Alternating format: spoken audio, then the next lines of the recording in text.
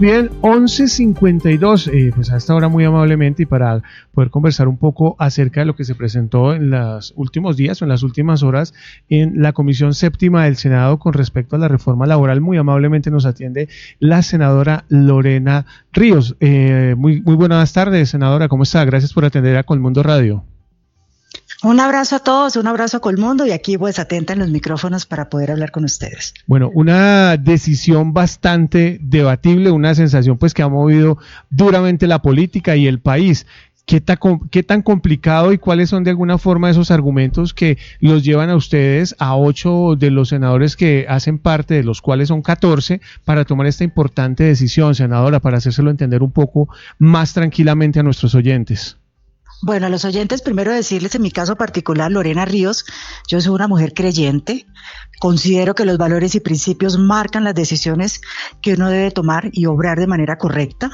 Soy parte de esta renovación que llegó al Congreso de la República, soy experta en los temas constitucionales y legales y cuando tuvimos el texto de la reforma definitivamente, la reforma tiene unas fallas no solo estructurales frente a su constitucionalidad, sino también no cumplían su objeto que era generar más empleo en Colombia. Por lo tanto, 5 de los 8 partidos políticos somos 7 partidos políticos en la comisión, pero 5 de esos partidos políticos teníamos ya cada uno desde su partido la presentación de una ponencia negativa, nos unimos, presentamos una sola, pero diferenciando los argumentos de cada partido. En mi caso particular fueron 4 argumentos: la no regresividad que genera informalidad y desempleo, la inconstitucionalidad, la inconveniencia y lo último era la inexistencia de un informe financiero que mostrara cuánto le cuesta al país una reforma de esta naturaleza que el pueblo no le entiende.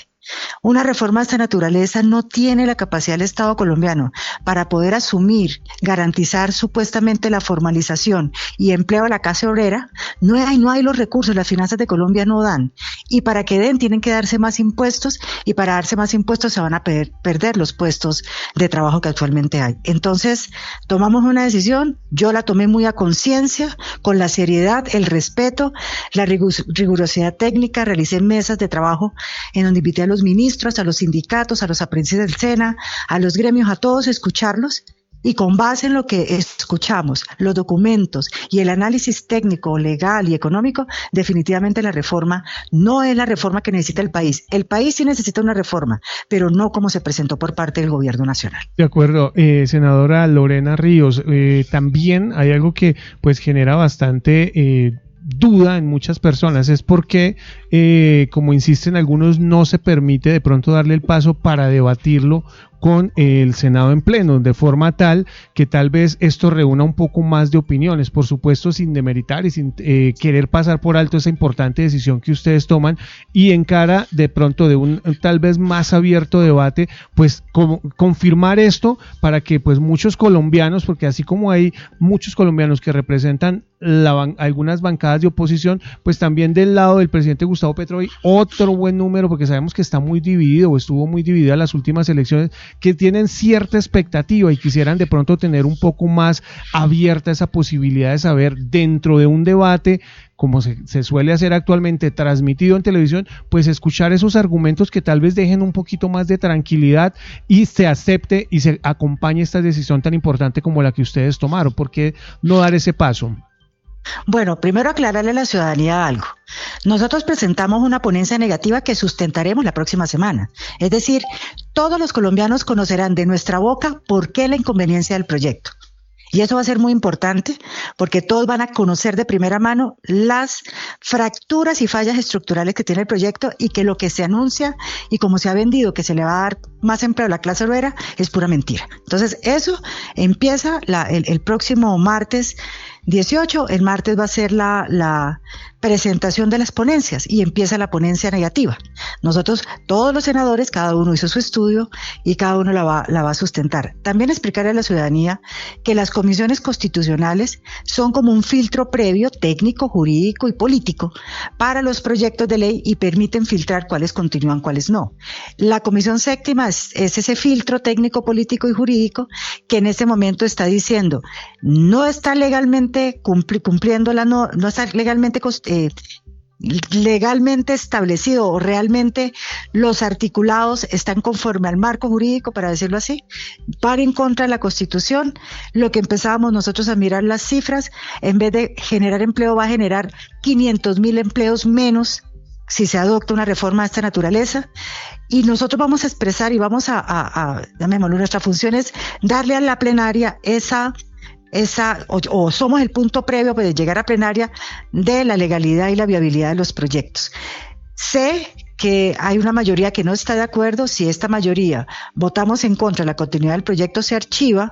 pero también la comisión tiene por ley quinta otro tipo de mecanismos. Sé que varios exministros lo han anunciado ayer y hoy, que pueden acudir a una apelación para que en plenaria se pueda definir que otra comisión estudie el tema. Okay. Lo que sí les digo es que el tema laboral está en la comisión correcta y nosotros estamos dando desde el punto de vista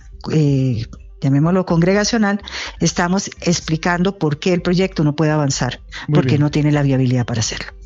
Congresista, ¿qué decirle al presidente Petro, quien en las últimas horas a través de su cuenta oficial de X le dedicó unas fuertes palabras, acusaciones, mejor dicho, y también justamente la acusó de responder a intereses particulares, incluso citó una parábola bíblica? ¿Qué decirle hoy en respuesta al presidente Petro? Bueno, yo pude contestarle con la tranquilidad que tengo, porque para estas reformas, yo en el caso particular Lorena Ríos, hablé con los ministros, advertí a los ministros, fui a los viajes para ver la problemática en la Colombia profunda, audiencias públicas de mi bolsillo realicé, porque ni siquiera el gobierno las realizó, les advertí por todos los medios y no escucharon, porque las cosas es como se dicen, ellos decían, y no importaba si no tengan la plata, no sean viables, sean locura, se tenían que imponer y se tenían que hacer, y qué pena, el legislativo es autónomo del ejecutivo. Entonces, por eso al presidente, cuando me dice eso, pues yo no entro en las peleas que tal vez entran mis colegas. Yo tengo una formación y una convicción religiosa totalmente diferente. Lo bendije, porque al final sí le dije, le explico a él que las decisiones que se están tomando son decisiones que se están haciendo a conciencia, y él lo hace una referencia por un plantón que ayer los pacientes de enfermedades huérfanas que se están muriendo, los niños se están muriendo porque no tienen la droga especial para sobrevivir, y las familias están en un drama que yo tampoco nunca como persona, como colombiana, lo había sentido y vivido. Y por eso ese sistema de la salud, hago yo una manifestación de estar de acuerdo que hay que proteger a los niños. Le digo al presidente, se están muriendo los niños, aquí las peleas no son la polarización, aquí es la vida de las personas y el amor que debemos expresar nosotros al prójimo. Senadora, usted nos hablaba de 4 puntos importantes que ustedes pues han expuesto, o que van mejor a exponer la próxima semana, del por qué es tan inviable esta reforma laboral. Dentro de ellas, que es una reforma regresiva a los derechos de los trabajadores. ¿Nos podría adelantar a nosotros y a los oyentes, por supuesto, cuáles serían algunos ejemplos de esta regresión en los derechos? Es que la progresividad y la no regresividad de los derechos, dice la Corte Constitucional, y eso va más en el marco constitucional, cuando ya hay unos derechos consolidados y hay medidas que van a afectar el ejercicio de los derechos, hay una regresividad per se, y eso hace que sea inviable el estudio de un proyecto de ley. Cuando nosotros estuvimos revisando los estudios, porque además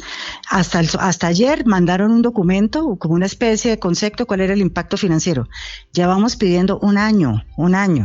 que el Ministerio de Hacienda, porque el gobierno es uno solo, el Ministerio de Hacienda nos haga un reporte de cuánto cuesta la implementación de esta reforma, y nunca se nos dio. Nosotros lo que siempre costamos fue con los observatorios, la academia, los gremios, que nos mostraban cómo